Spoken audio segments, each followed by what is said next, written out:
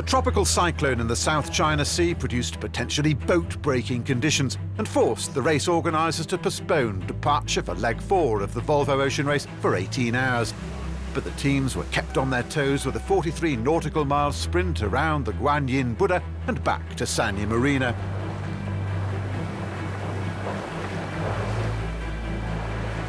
The result of that inshore race was converted into a handicapped start. Good news for overall race leaders Team Telefonica, who finished first, but not for PUMA. Runaway leaders by over a mile until they fell into a wind hole which they struggled to extricate themselves from, finally crossing the line almost 40 minutes behind the winners. Cruising along, la la la, everything's good, parked. And the whole fleet sees us from way behind, just jives away, jives toward the beach, cruises down the beach, gone. That's the only word you can use, we're gone. You just want to take a wind channel and throw it through the deck. You know, that's the reaction.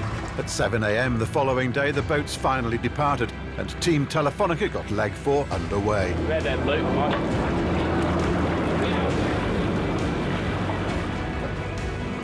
15 seconds.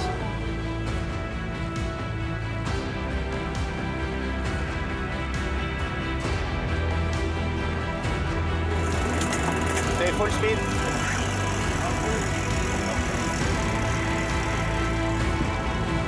Obama, all clear, all clear.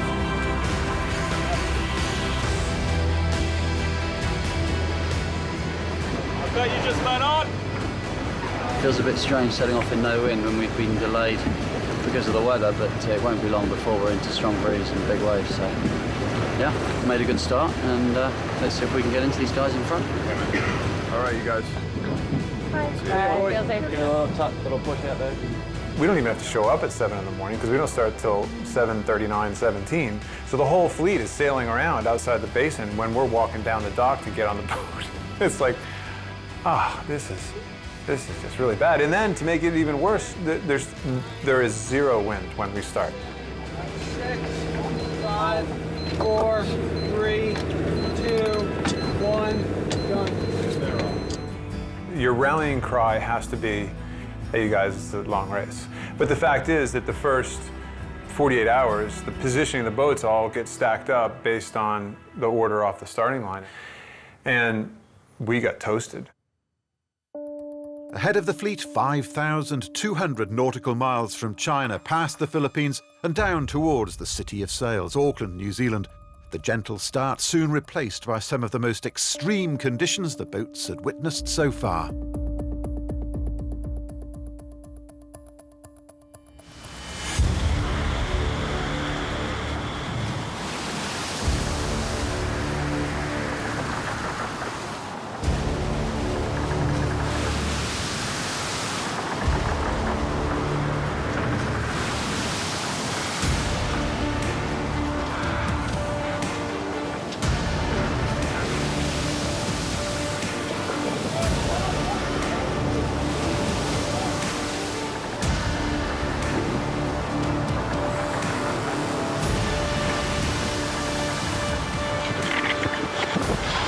Waves around and don't want to get average to get It's not too bad. It's only like 20, 22 knots. It's definitely been well now. It is quite a lift.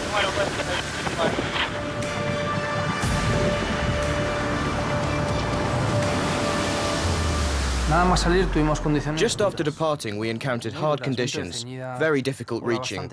Short, steep waves and a very strong wind had just blown through, and that was why the departure was delayed a bit. The South China Sea, in the wintertime, by the way, is a notoriously bad place. The Straits of Taiwan is shut down half the winter for shipping traffic, not boats, but ships. With modern day forecasting, every major race in the world now uses common sense. So, gee, the Volvo race used common sense. They saved their boats for another day. Had we been in those seas in lots of wind, for me, there would have been inevitable. It would have been inevitable. Some boats, not all, but some boats would have been tempted to push to the state of not being able to finish the leg. All I can say is we built and designed a boat that was good for those conditions. We've trained right from this very base here in Auckland in similar conditions that we would have got in the worst extreme. So we've got a group of guys that have weathered some bloody hard miles around here to be up for that, and boom, opportunity taken away. The ideal route was straight to the Philippines through the Luzon Strait and then south towards New Zealand. But conditions were pushing the fleet in a more northerly direction towards the coast of Taiwan.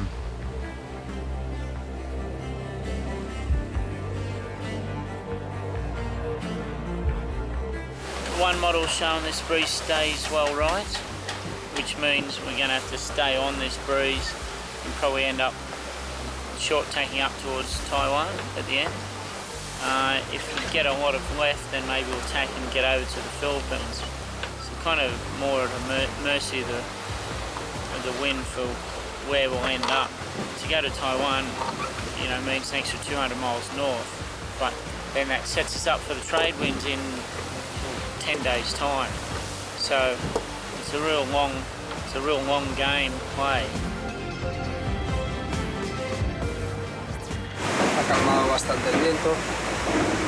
The wind has calmed down a little bit, but it's probably going to increase again later. We still have waves because of the strong wind over the last 24 hours. Now the wind has oscillated to the right. After PUMA, we're the furthest boat to the left. We're suffering now. PUMA el barco que más a la izquierda está y estamos sufriendo un poquito ahora.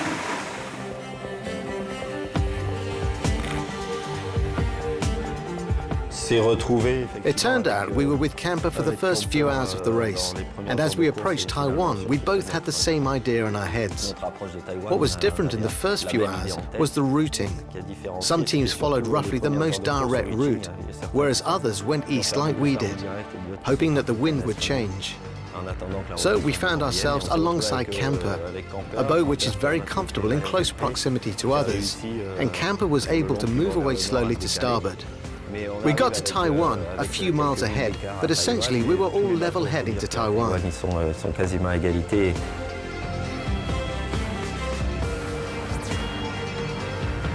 We sailed a very good beat, and you know we're not as quick as the other boats in those conditions, but the real aim was to limit the damage on exiting the straits, and we did that. You know, we were still ahead of Telefonica, for instance, as we approached Taiwan. PUMA was still behind us, having started late. You know, we were right in the mix, which was the aim at that point. When we went around Taiwan, you threw the grid files away, the weather files away, and it was pretty weird. And at one point we were surfing downwind in 25 knots of breeze, and the next minute we're upwind, tight upwind in 3 knots of breeze. Just, there were things happening all over the place. And at that point we were still behind, and everybody else took the south of Taiwan route. Down in the navigation station on board PUMA Ocean Racing's Mar Nostro, it was decision time, and a split from the fleet was in the offing. To be honest, we were pretty surprised that nobody else went north with us. Telefonica had the perfect opportunity to. Telefonica is not headed yet. 15 knots at 116. A northerly breeze filled in. We kind of shuffled up to it. And they literally sailed away from the incoming breeze. And we're like, what the heck is going on? At the same time, we knew Abu Dhabi and Sanya were to the south in a southerly breeze. They had gone from 12 miles behind to past us in like an hour. And the other two guys were sailing away, I believe, in a westerly. So, you know, you play with who brung you. And we had a northerly breeze, and we had to deal with what we had, and that was the only logical route, to be honest with you. I think if we told the group we were doing that, we'd lose them for good. We almost lost half the crew. You know, Tommy and I are sitting there like, all right, guys, we're going upwind for a day and a half, while everybody goes to Auckland, we're gonna head towards Japan. And some of the guys are like, what? New Zealand's down there. Japan's that way. Taiwan's there. Did I mention New Zealand's down there? They were the last boat we saw until probably a day or two out of here. And we were battling it out again in the cheap seats. We were back of the fleet at that stage. And they made a very bold move north. It was something KP and Nick have been talking about. There were some clear benefits, but some risks associated with it. Whilst Puma headed north, the rest of the fleet entered the Pacific Ocean and enjoyed some temporary respite from the pounding conditions.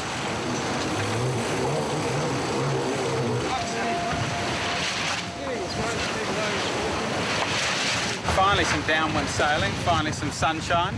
Still got a pretty nasty little seaway here, but we're not talking about that because we're now in the Pacific and we're not allowed to bag it once we're in the Pacific, so no, it's all good. It's nice to be going downwind, that's for sure. Even though it's short-lived, we'll soak it up. North of the fleet, Puma was still bashing upwind, heading away from their final destination.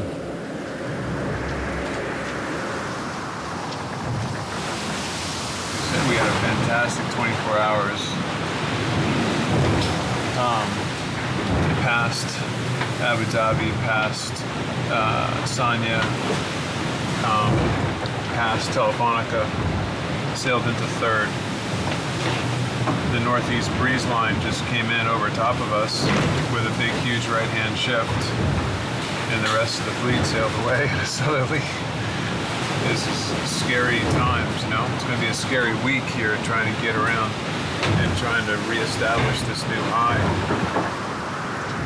There were plenty of uncertainties for the southern boats too. Waiting for the trade winds and making the decision on exactly when to make the big turn south was to a certain extent out of their control.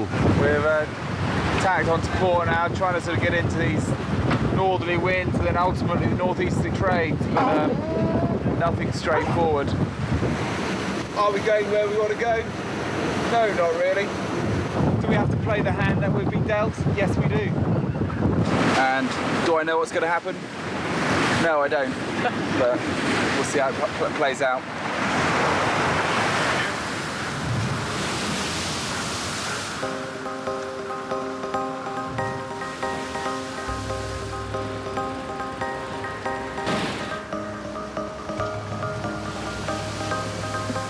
After possibly the worst week of sailing in my life, and that's no BS. Yeah, we have finally got the breeze which we came up here for, and yeah, we're going east. At the moment we've got the throw on in about 16 knots of breeze and cruising along close to 20 knots of boat speed. And you know, it's not champagne yet because the sun's not out, but we'll take this any day of the week over what we've just had to endure for the last 5 days.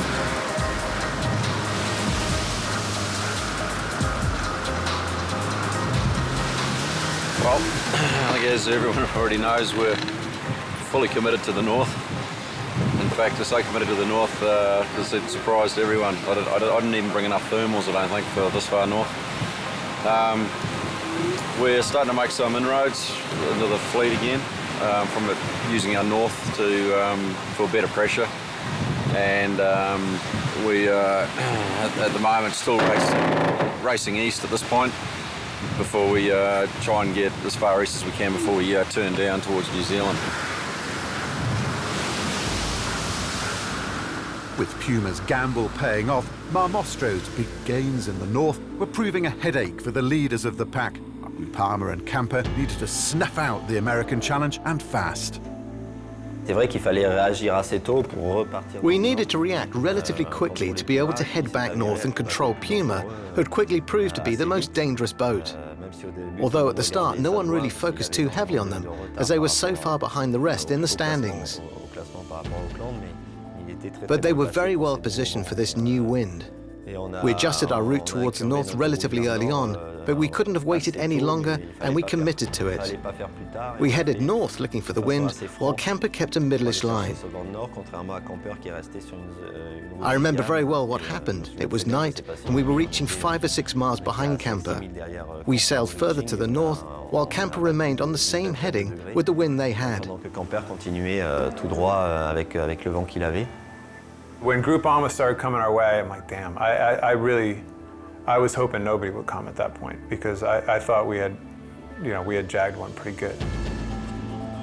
That was the game breaker right there. And, you know, we were of the opinion, you know, looking at PUMA that, you know, it was touch and go if they could get to us at all. You know, at that stage, we thought we needed to get some southing, as in start to get towards Auckland. They went pretty hard north of east, you know, and basically just went up and up and up and out to PUMA, and then down, and it was the right call.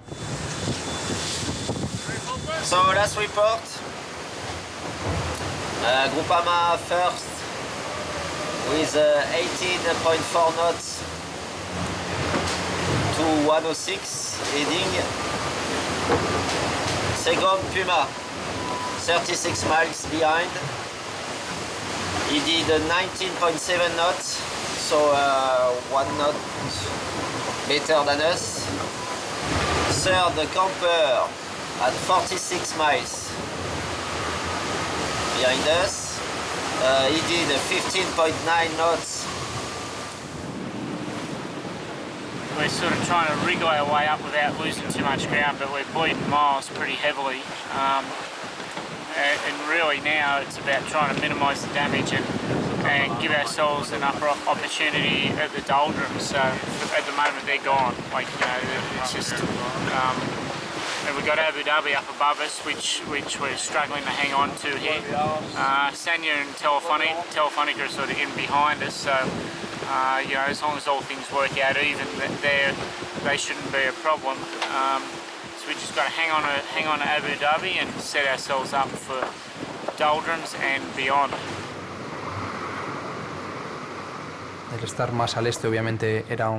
To be further east was a great advantage, because that would give you a better angle, and that is where the fight started.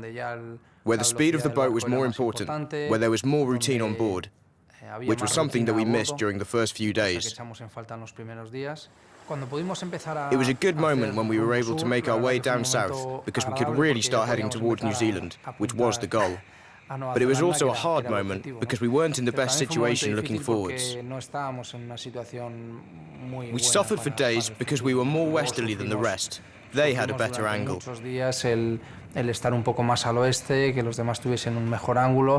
And there was some happy news on the Spanish boat for watch leader Jocke Signorini.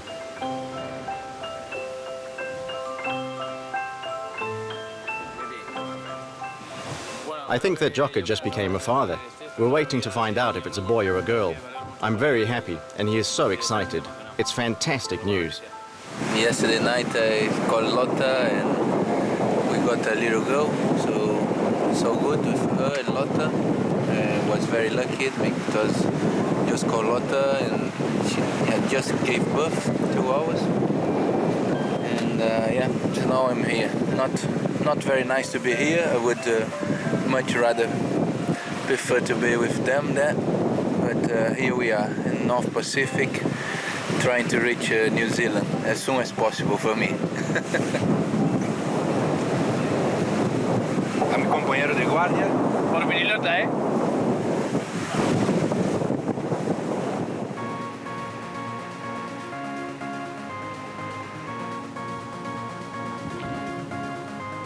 And things kept getting better as the much-longed-for trade winds finally kicked in and the fleet began to fly.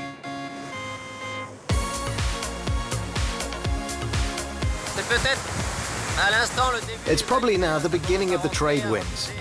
At least we're going in the right direction to find them. I'm not 100% sure, unfortunately. We're changing a sail for the wind we're expecting. By tonight, we'll really be in the trade winds. We're going to try smaller sails. We'll go faster. Group Armour 4 is good in these conditions. On the other hand, it's going to be uncomfortable for the next few days.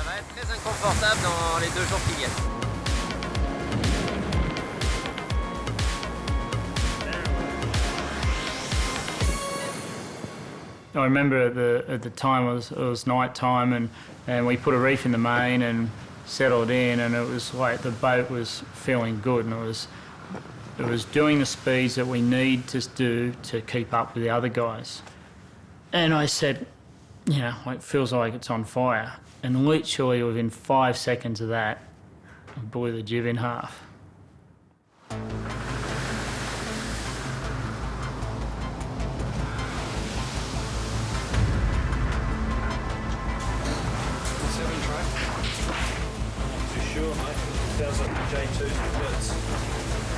We've had some sail problems early in the race, and some of them we've kept a pretty tight lid on.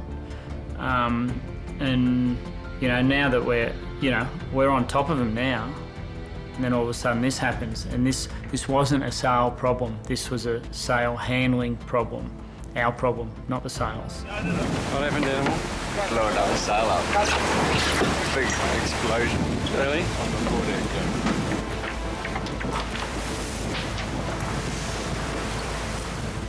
The only people to look at, the only people to blame for this one is us.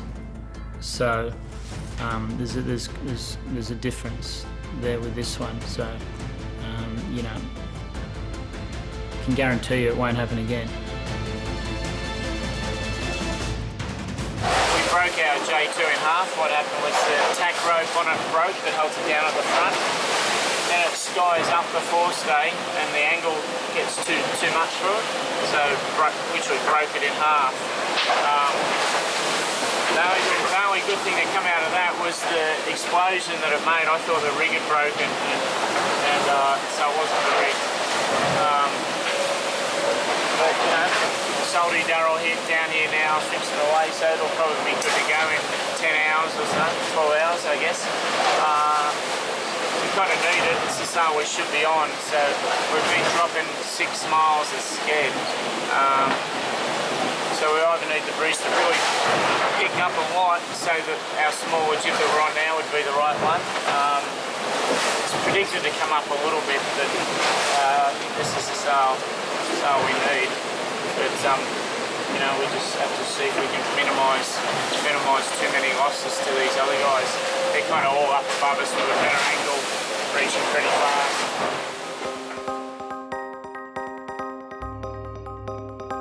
While Camper made repairs, leaders Group Armour were staring down the barrel of the doldrums, where they'd come spectacularly unstuck on previous legs.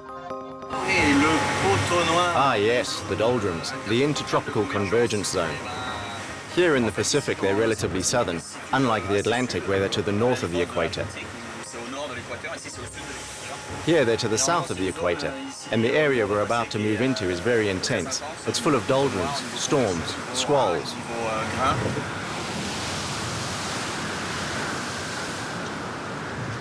Puma 2 were wary after previous struggles.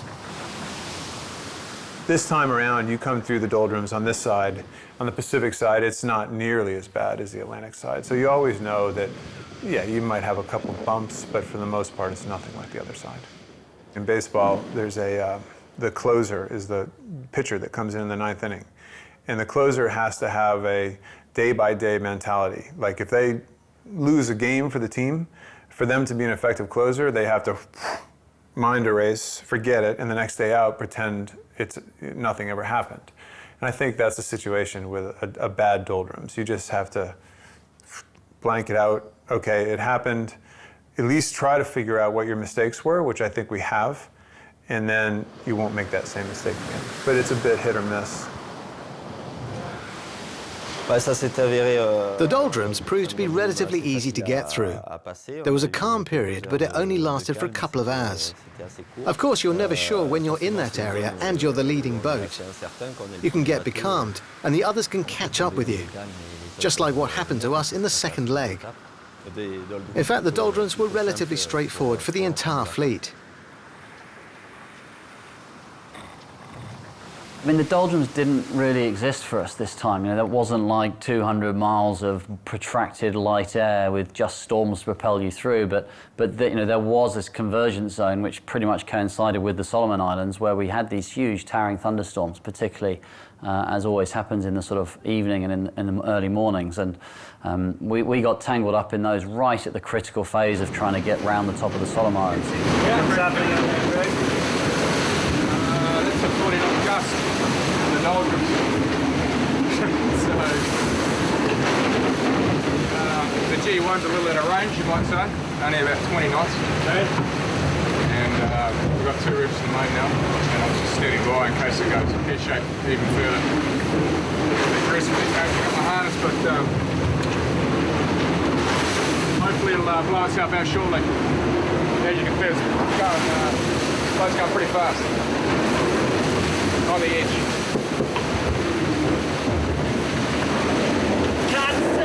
We're trying to plot our way through a narrow gap, and you know, our heading is critical, and at the same time we've got the wind going from 0 to 30 knots and 90-degree wind shifts. So, and it was night time, so yeah, that was a very difficult period just getting through there. Yeah, the boats are particularly brutal once you start doing the high speed, especially reaching.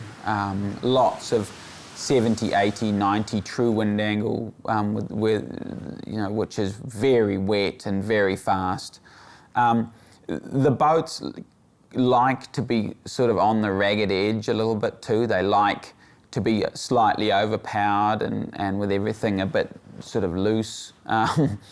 And so for sure they're rewarded. You know, that you are rewarded for kind of wringing its neck. It's tough on the guys.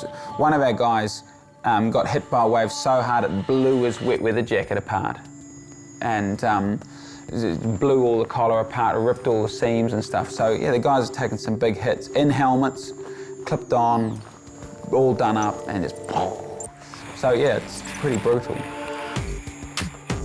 Clouds, squalls and thunderstorms challenging, but potentially a big push in the right direction if you read them right. Squalls will come in patterns.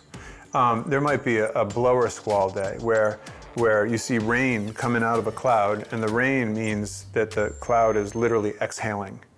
And that is going to be some sort of fanning breeze in front of the squall. The problem with a squall is if you don't get in front of it as it's coming down towards you, if you don't get right in front of it, and you end up behind a squall, that's where all that energy essentially creates this vacuum behind it. I've got strong theories about clouds, and there aren't many good ones. But the difficult thing is the changes in the weather you get with them. The wind can change by a factor of 2, which for us means sail changes, trim changes, sails backwards and forwards, all the crew up for long periods of time. So generally speaking, every cloud has got a good side and a bad side to it, but in balance, most clouds, for me, are bad clouds. You're literally zigzagging all over the ocean. Somebody's at the radar all the time trying to pick up rain clouds, especially at night.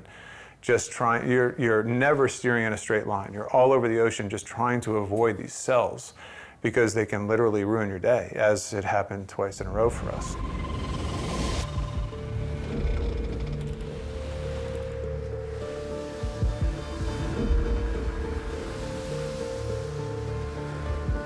It was squally, but most of the squalls were kind of 23, 24 knots, something 25 maybe, which is wet, miserable reaching on these boats. I mean, it's just wet.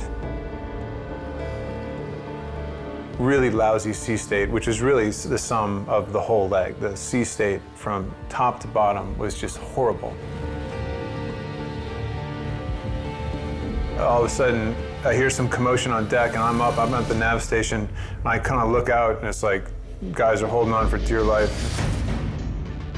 And the boat at that point is just on the verge of completely out of control. And what happened was there's a piece of rope, in essence, that holds the tack of the jib down, and that strop broke. Guys, get everybody up now!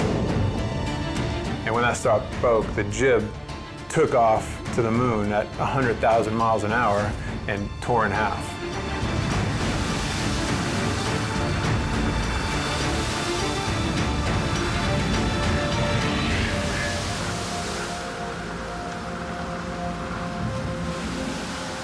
We're in the hunt, we're sailing well, the boat's in great shape, and a proven piece of equipment on the boat that we've never had a problem with breaks.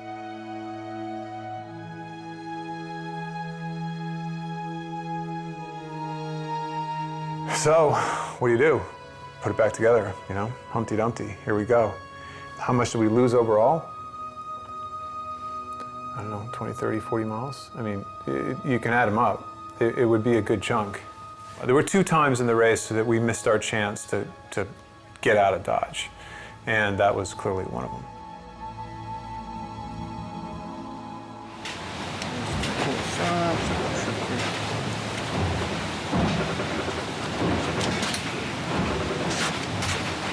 Pretty big job, you know.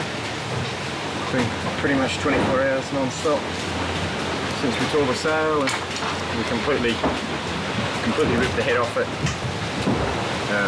like entirely into 2 pieces, and then ran down the luff tape, pulled all the luff off it, full length from up near the top back and all the way down to the tack. So it was a pretty big job, but it's lucky we had good materials to do the repair, and sewing machine's running really well, so it's actually worked well.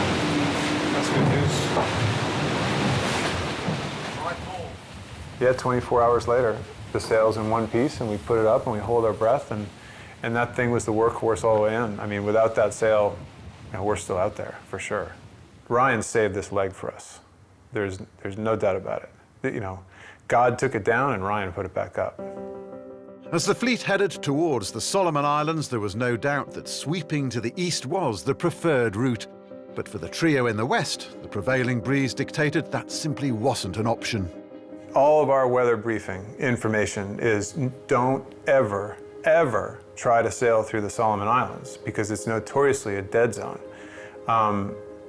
They didn't have a choice. I would guarantee that all those guys would have switched positions with us, every single one of them, in a heartbeat. But they didn't have a choice. They had to go through the Solomons. Either that or it was tack out, take a 200-mile loss and tuck in behind us.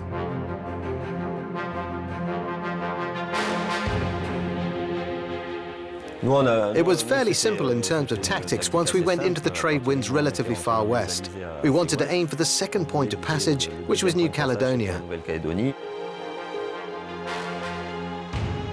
And we looked at the Solomon Islands, and we decided to leave our options open a little bit because it wasn't clear-cut what the weather would be.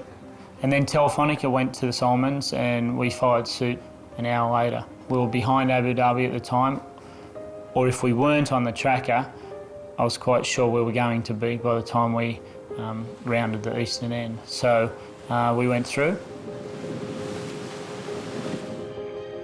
Every time that we sail between islands and in places that aren't well known, we have to have an appropriate margin of security. Our boat draws 4.5 meters, and the worst thing that could happen would be to crash against a rock, which has already happened to us in the past.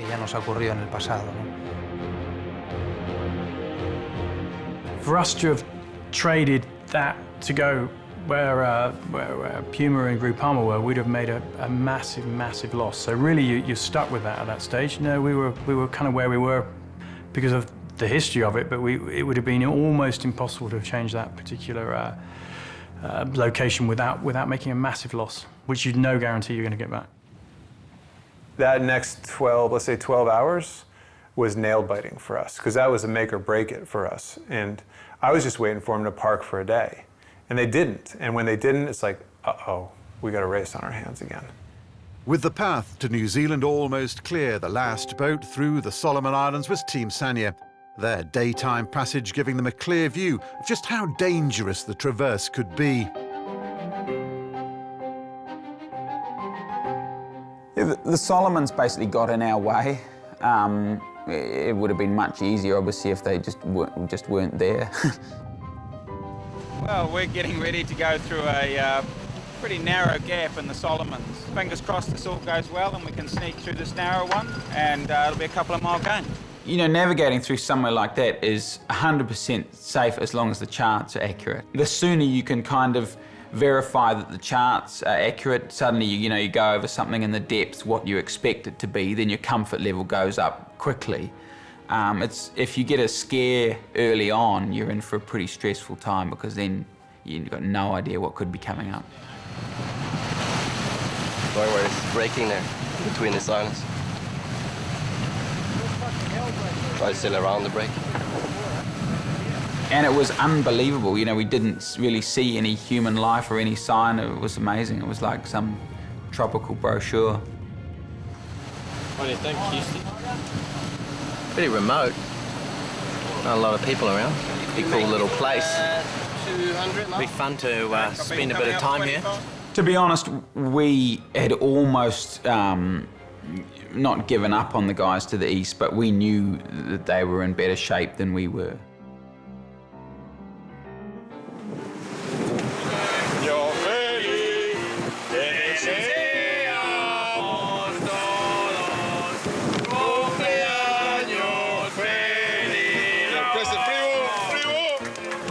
Today's Axel's birthday, which is very exciting.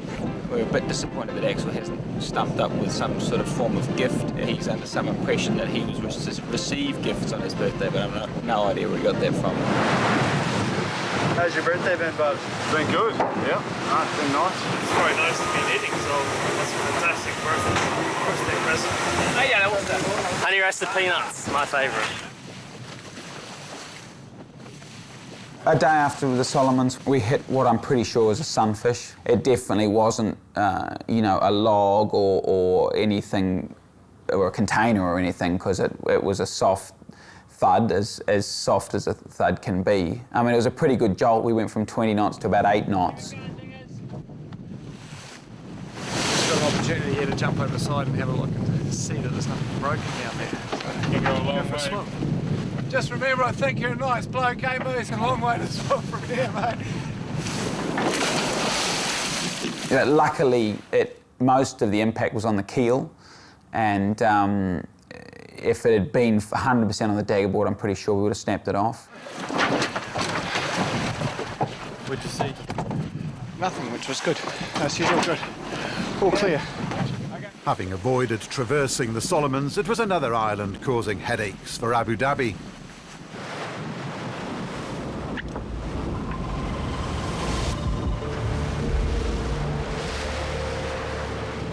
We got a long line of dark cloud, we've got rain 5 miles away on the radar, so we're ready for all eventualities here. From what I could tell in the east, it was all a lot more unstable, so every time there was a little transition to make, we got hit harder. Really the nail in the coffin for us was this sort of spin-off low came off the back of New Caledonia, literally right across our path. We must have taken best part of 12 hours to fiddle our way through. I guess the sort of mood changed quite fast because we were having our best phase of the race, sailing well, to just see those miles leaking away. I mean, we went from probably over 100 miles ahead of Telefonica to maybe 200 behind at one stage. Disaster for Abu Dhabi, but at the front of the fleet, already past the potential wind shadows of the various islands, Group PUMA was extending their lead. Of course, it's very important to get through the Solomons, and we put that area of uncertainty behind us, and that gives more weight to your position as leader. There was still a number of meteorological barriers to overcome, but we'd got through one of the biggest potential problems, so we began to feel a little more comfortable.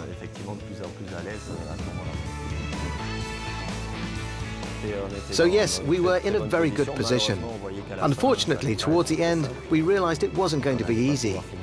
We weren't going to finish directly with a consistent, strong wind without having to tack. It wasn't over yet. We knew the end was going to be tough, so we concentrated on trying to build the biggest possible lead before entering the final stages.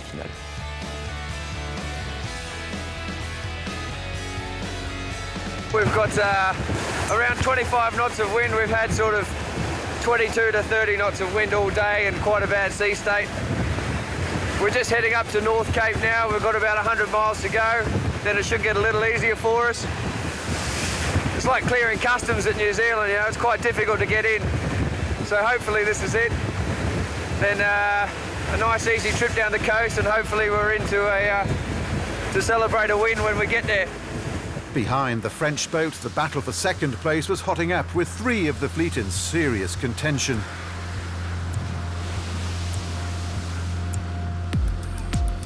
Yeah, Telefonica's there, obviously 7.5 miles at the creek.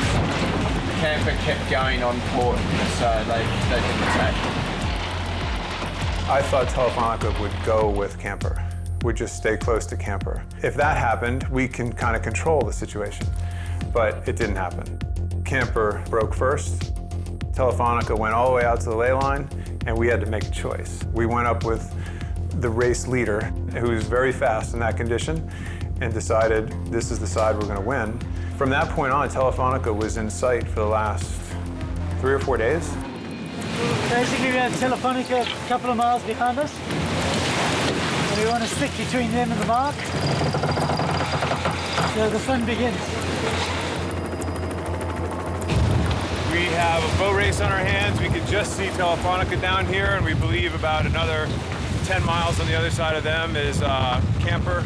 When you're very close leads like this, you just love it to be a nice reach to the finish, but it's going to be anything but. Once we go around the Cape, it's going to get quite light on the other side of New Zealand the whole way down, and stay tuned. As always, we will make it exciting, I guarantee you that.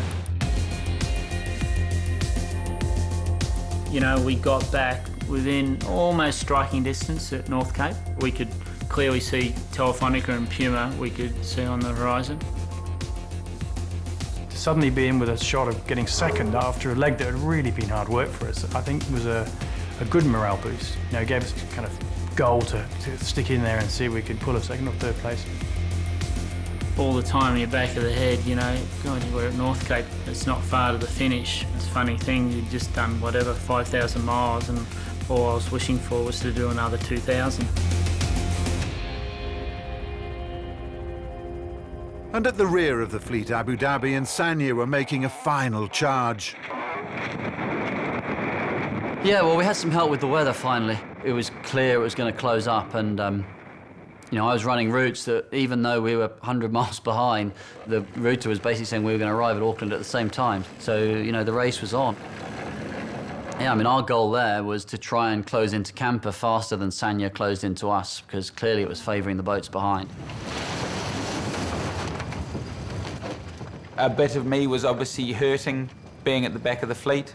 We really hoped to try and split Abu Dhabi off at the Hen and Chick Islands, which is about 70 miles north of Auckland. They coughed up 5 or 6 miles to come and go the same way as we did. You know, one sketch was 11 miles in front of us, and then we saw them, they crossed our bow about 4 miles in front. They put themselves in a very strong position. They just set up to head into leeward, which is pretty hard for us to attack from. But yeah, it was great fun. You know, it was just cool to see another boat. We hadn't seen a boat for 2 weeks, and so yeah, it was good to get back in the mix. But there was no catching Groupama, on course to become the first team to win a leg other than Telefonica in this edition of the race. Surely victory was a formality, but then the hunter became the hunted. So we were in a pretty tough situation being in the lead at that time. But again, we had no choice. We had to sail according to what the weather was doing, and not according to what the other boats were doing.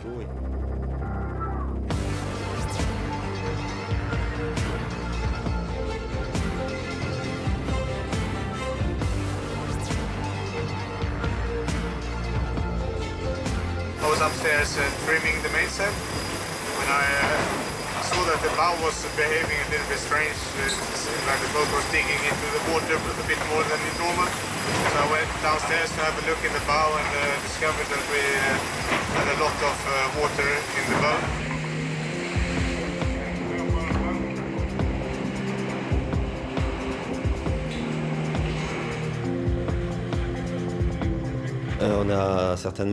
We definitely must have hit a floating object, which then pierced the front of the hull.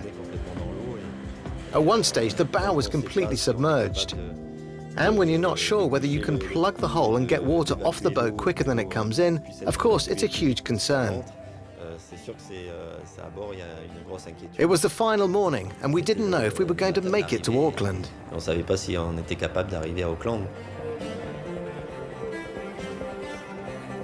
All hands to the pump on Groupama as Puma pushed on against Telefonica and Camper behind them. We put some serious miles on them, especially coming up into Cape Reinga. And so that was big for us.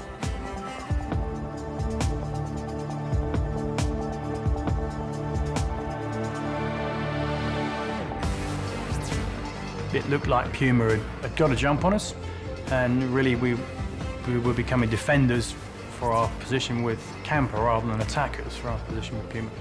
Well, down the gutter with Telefonica fighting it out, and Puma's sort of a bit more on the high ground, watching what was going on.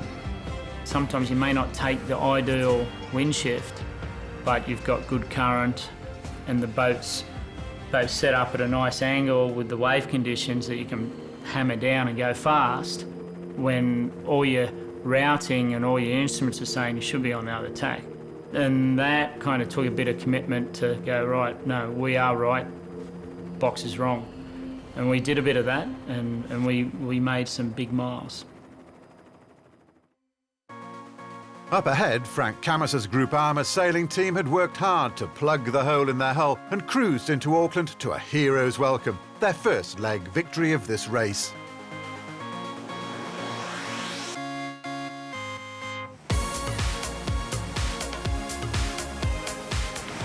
Pretty good now, mate, all these boats out. Nice welcome. It's always magical when you arrive at night. It was 11 o'clock on a Saturday night, so even when we were still sailing, we could hear the noise and we saw the crowd on the dock all looking out towards us. You arrive on a boat at the head of the fleet. It's a fantastic moment. We knew we were going to get a warm reception, but it was above and beyond what we expected. So that was an unforgettable night for us.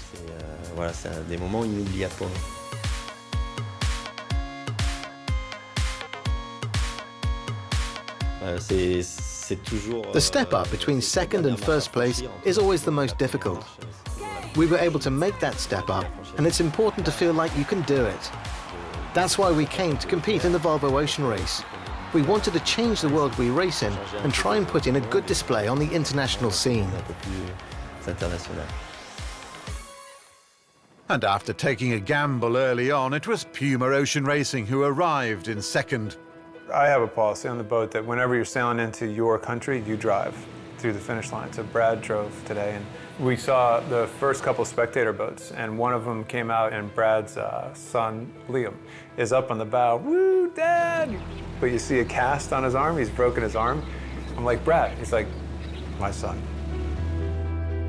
It's not easy when you go play with Telefonica and Camper and take them on head-to-head, and I'm just really proud of our guys that we were up to the challenge. And it was really for the first time this race, we feel like the last 72 hours were our 72 hours, and that's a big thing.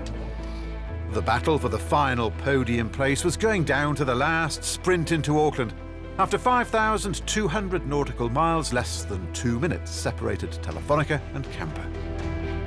We'd been burning the candle pretty hard for quite a few days. And then you go, righto, fellas, got to lift it again in these last parts. And we just chipped away and took bites out of their lead all the way down. And, you know, we got closer, and then all of a sudden it got borderline miracle on the go here.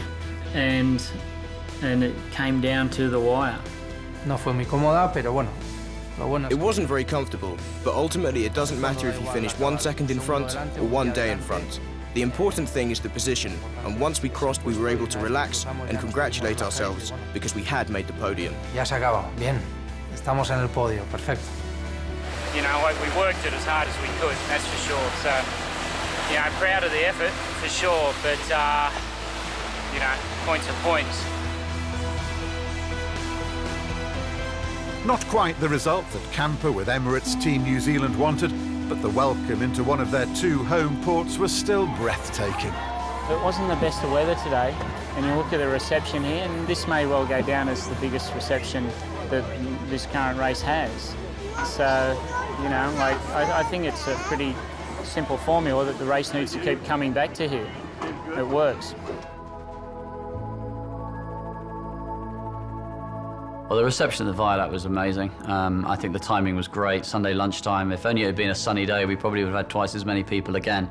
It's fun when you've put 3 weeks of effort into doing your best on a leg. It's nice when people come out in boats and wave and cheer and say well done, and they want to meet you, and it makes you feel good and makes you feel proud for what the team have done. And I just hope it's a nice weekend when we leave, and I'm sure we'll have thousands of boats on the water to send us on our way.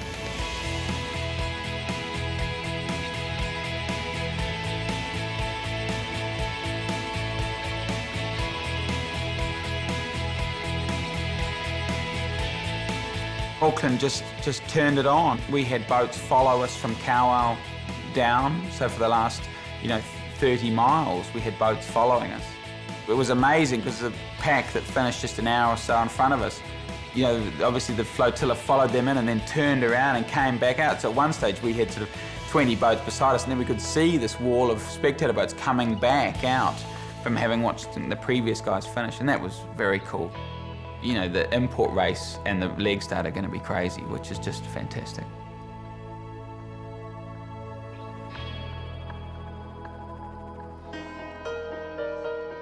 So the second longest leg of this edition of the Volvo Ocean Race draws to a close with one of the finest receptions witnessed so far.